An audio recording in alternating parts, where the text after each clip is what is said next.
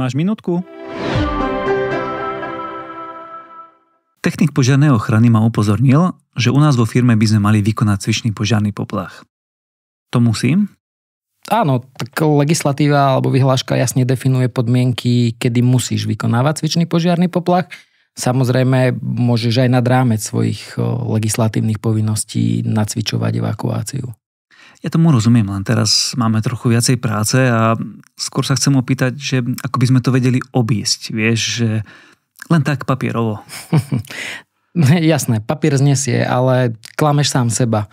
Lebo práve počas cvičného požiarneho poplachu tí ľudia sa zžívajú s tým postupom evakuácie s jednotlivými krokmi a pravidlami. A takisto je dobrý na to, že môžeš odhaliť slabé miesta. Ako to myslíš, slabé miesta?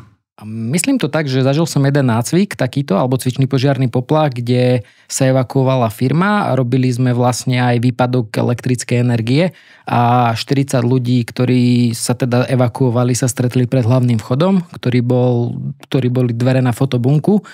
Zistilo sa, že sú zle zapojené na záložný zdroj a ostali zavreté. Čiže pozerali jeden na druhého a krčili plecami a nevedeli, čo ďalej robiť. Už tomu rozumiem. Ďakujem. Nemáš za čo.